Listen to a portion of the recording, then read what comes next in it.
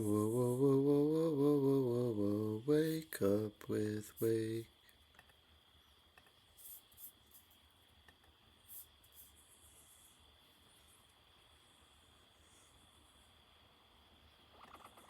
Chapter 9. The attic. I rested my feet on and jumped. I was terrified. I was positive I was going to die. But after the hand healed, I never worried about it for one split second. What would have been the use? I accepted the inevitable. And now I often go for a month at a time without even thinking about the fact that I have only 3 fingers. A few years ago, I met a man who was running a freight elevator in one of the downtown office buildings in New York. I noticed that his left hand had been cut off at the wrist. I asked him if the loss of that hand bothered him.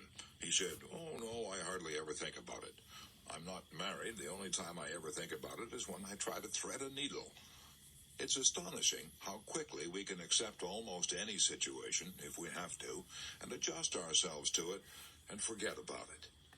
I often think of an inscription on the ruins of a 15th century cathedral in Amsterdam, Holland. This inscription says in Flemish, "It is so. It cannot be otherwise." As you and I march across the decades of time, we're going to meet a lot of unpleasant situations that are so. They cannot be otherwise. We have our choice. We can either accept them as inevitable and adjust ourselves to them, or we can ruin our lives with rebellion and maybe end up with a nervous breakdown. Here's a bit of sage advice from one of my favorite philosophers, William James. "Be willing to have it so," he said. "Acceptance of what has happened is the first step to overcoming the consequences of any misfortune." Elizabeth Conley of Portland, Oregon, had to find that out the hard way. Here's a letter that she wrote me. "On the very day that America was celebrating the victory of our armed forces in North Africa," the letter says, "I received a telegram from the War Department. My nephew, the person I loved most, was missing in action. A short time later, another telegram arrived saying he was dead. I was prostrate with grief. Up to that time, I had felt that life had been very good to me. I had a job I loved. I'd helped to raise this nephew. He represented to me all that was fine and good in young manhood. I'd felt that all the bread I had cast upon the waters was coming back to me as cake. Then came this telegram. My whole world collapsed. I felt there was nothing left to live for.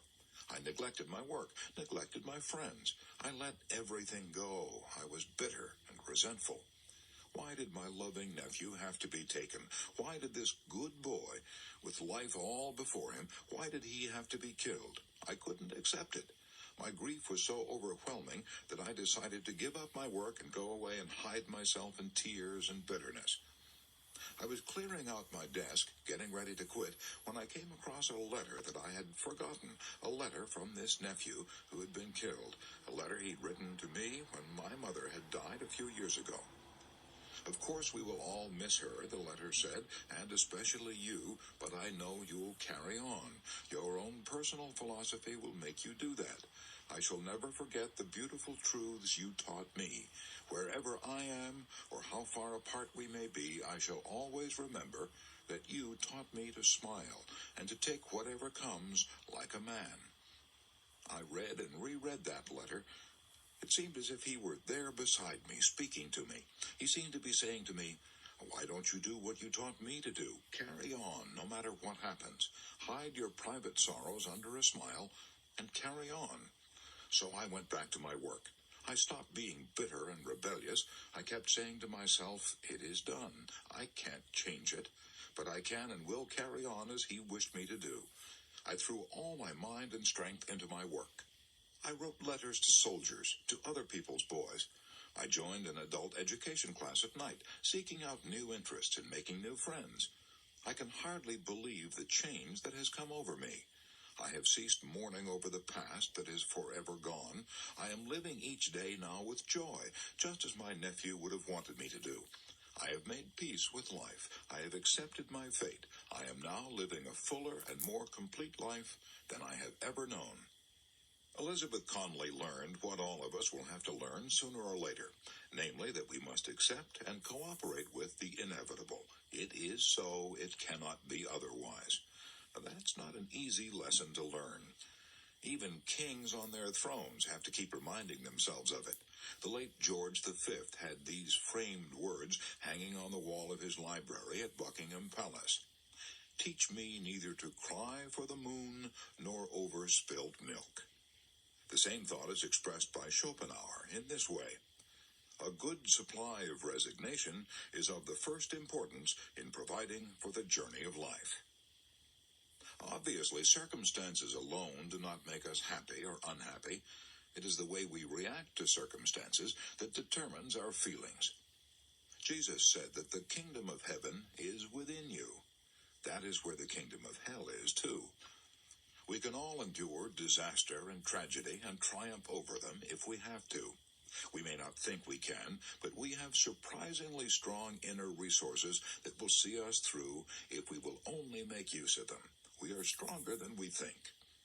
The late Booth Tarkington always said, "I could take anything that life could force upon me except one thing, blindness. I could never endure that."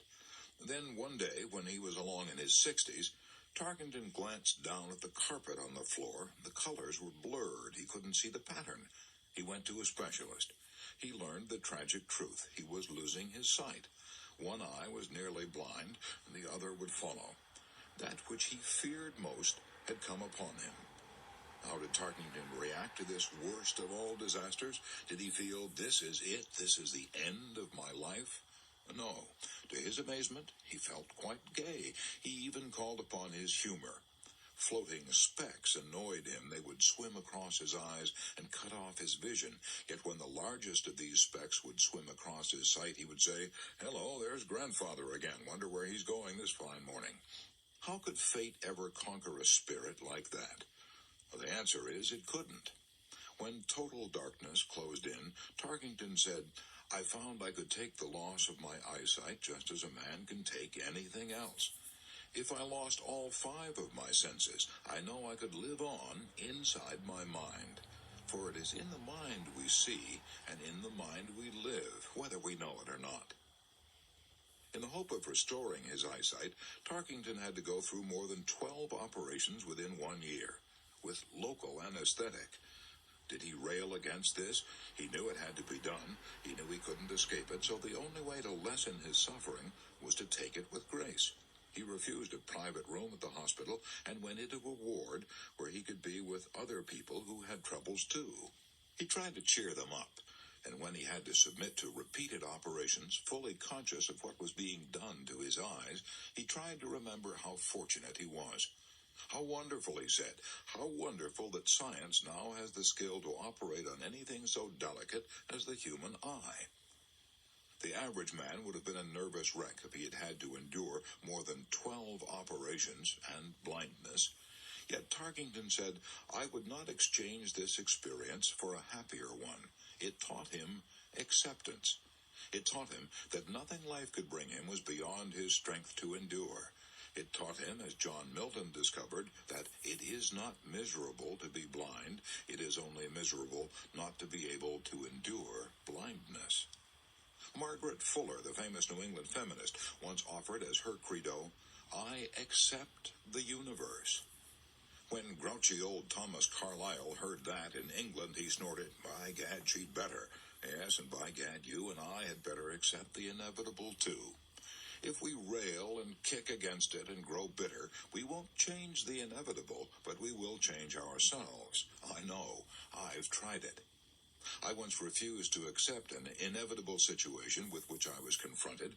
I played the fool and railed against it and rebelled. It ruined my nights into hells of insomnia. I brought upon myself everything I didn't want. Finally, after a year of self-torture, I had to accept what I knew from the outset I couldn't possibly alter. I should have cried out years ago with old Walt Whitman, "Oh, to confront night, storms, hunger, ridicule, accident, rebuffs, as the trees and animals do." I spent 12 years working with cattle.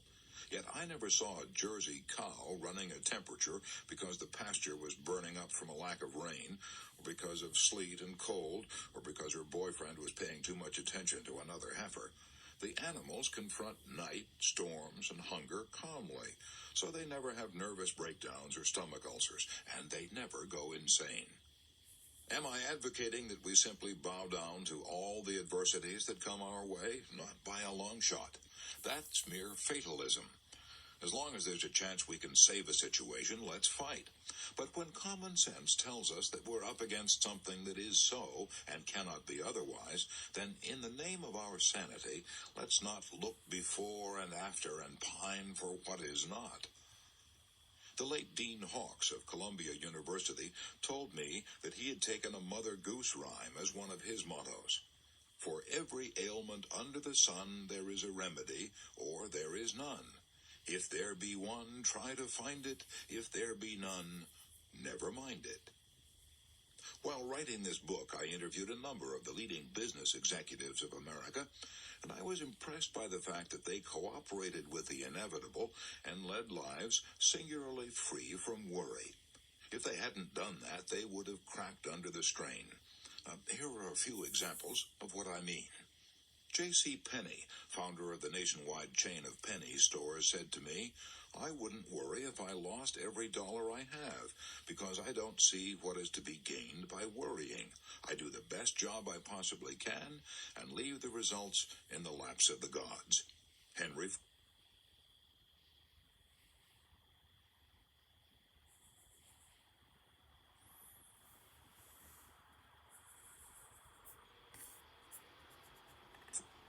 Ford told me much the same thing. "When I can't handle events," he said, "I let them handle themselves." When I asked K.T. Keller, then president of the Chrysler Corporation, how he kept from worrying, he replied, "When I'm up against a tough situation, if I can do anything about it, I do it. If I can't, I just forget it. I never worry about the future because I know no man living can possibly figure out what's going to happen in the future. There are so many forces that will affect the future. Nobody can tell what prompts these forces or understands them, so why worry about them?" K.T. Keller would be embarrassed if you told him he's a philosopher. He's just a good businessman. Yet he has stumbled onto the same philosophy that Epictetus taught in Rome 19 centuries ago. There is only one way to happiness, Epictetus taught the Romans, and that is to cease worrying about things which are beyond the power of our will. Sarah Bernhardt, the divine Sarah, was an illustrious example of a woman who knew how to cooperate with the inevitable. For half a century, she had been the reigning queen of the theater on 4 continents, the best-loved actress on earth. Then, when she was 71 and broke, she had lost all her money. Her physician, Professor Posey of Paris, told her he would have to amputate her leg. While crossing the Atlantic, she had fallen on deck during a storm and injured her leg severely. Phlebitis developed. Her leg shrank. The pain became so intense that the doctors felt her leg had to be amputated. He was almost afraid to tell the stormy, tempestuous, divine Sarah what had to be done. He fully expected that the terrible news would set off an explosion of hysteria. But he was wrong. Sarah looked at him a moment and then said quietly, "If it has to be, it has to be." It was fate. As she was being wheeled away to the operating room, her son stood weeping. She waved to him with a gay gesture and said cheerfully, "Don't go away, I'll be right back." On the way to the operating room, she recited a scene from one of her plays. Someone asked her if she were doing this to cheer herself up. She said, "No, to cheer up the doctors and nurses. It will be a strain on them." After recovering from the operation, Sarah Bernhardt went on touring the world and enchanting audiences for another 7 years. "When we stop fighting the inevitable," said Elsie McCormick in a Reader's Digest article, "we release energy which enables us to create a richer life." No one living has enough emotion and vigor to fight the inevitable, and at the same time enough left over to create a new life. Choose one or the other. You can either bend with the inevitable sleet storms of life, or you can resist them and break. I saw that happen on a farm I own in Missouri. I planted a score of trees on that farm. At first they grew with astonishing rapidity. Then a sleet storm encrusted each twig and branch with a heavy coating of ice. Instead of bowing gracefully to their burden, these trees proudly resisted and broke and split under the load and had to be destroyed. They hadn't learned the wisdom of the forests of the north. I've traveled hundreds of miles through the evergreen forests of Canada, yet I have never seen a spruce or a pine broken by sleet or ice. These evergreen forests know how to bend, how to bow down their branches, how to cooperate with the inevitable. The masters of jiu-jitsu teach their pupils to bend like the willow, don't resist like the oak. Why do you think your automobile tires stand up on the road and take so much punishment? At first, the tire manufacturers tried to make a tire that would resist the shocks of the road. It was soon cut to ribbons. Then they made a tire that would absorb the shocks of the road. That tire could take it. You and I will last longer and enjoy smoother riding if we learn to absorb the shocks and jolts along the rocky road of life. What will happen to you and me if we resist the shocks of life instead of absorbing them? What will happen if we refuse to bend like the willow and insist on resisting like the oak? The answer is easy. We will set up a series of inner conflicts. We will be worried, tense, strained, and neurotic. If we go still further and reject the harsh world of reality and retreat into a dream world of our own making, we will then be insane. During the war, millions of frightened soldiers had either to accept the inevitable or break under the strain. To illustrate, let's take the case of William H. Cassilis of Glendale, New York. Here's a prize-winning talk he gave before one of my classes in New York. Shortly after I joined the Coast Guard, I was assigned to one of the hottest spots on this side of the Atlantic. I was made a supervisor of explosives. Imagine it, me, a cracker salesman, becoming a supervisor of explosives. The very thought of finding yourself standing on top of thousands of tons of TNT is enough to chill the marrow in a cracker salesman's bones. I was given only 2 days of instruction, and what I learned filled me with even more terror. I'll never forget my first assignment. On a dark, cold, foggy day, I was given my orders on the open pier of Caven Point, Bayonne, New Jersey. I was assigned to hold number 5 on my ship. I had to work down in that hold with 5 longshoremen. They had strong backs, but they knew nothing whatever about explosives, and they were loading blockbusters, each one of which contained a ton of TNT, enough explosive to blow that old ship to kingdom come. These blockbusters were being lowered by 2 cable slings. I kept saying to myself, suppose one of those cables slipped or broke. Oh boy, I was scared. I trembled, my mouth was dry, my knees sagged, my heart pounded, but I couldn't run away. That would be desertion. I would be disgraced. My parents would be disgraced, and I might be shot for desertion. I couldn't run. I had to stay.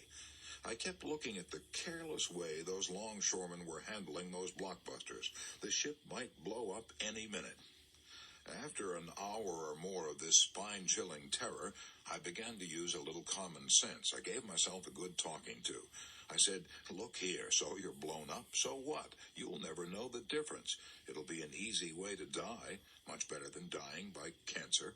Don't be a fool. You can't expect to live forever. You've got to do this job or be shot, so you might as well like it. I talked to myself like that for hours, and I began to feel at ease. Finally, I overcame my worry and fears by forcing myself to accept an inevitable situation. I'll never forget that lesson. Every time I'm tempted now to worry about something I can't possibly change, I shrug my shoulders and say, forget it. I find that it works, even for a cracker salesman. Hooray, let's give 3 cheers and 1 cheer more for the cracker salesman of the pinafore.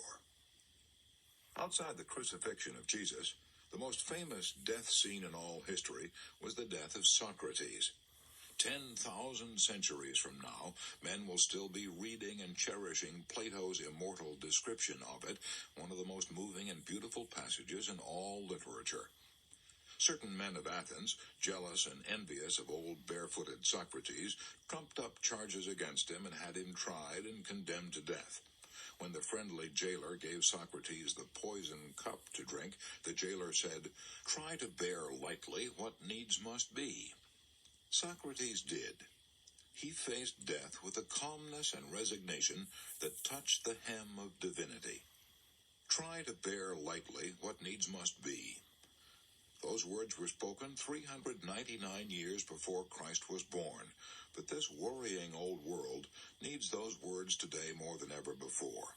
Try to bear lightly what needs must be. I've been reading practically every book and magazine article I could find that dealt even remotely with banishing worry. Would you like to know what the best single bit of advice about worry that I've discovered in all that reading?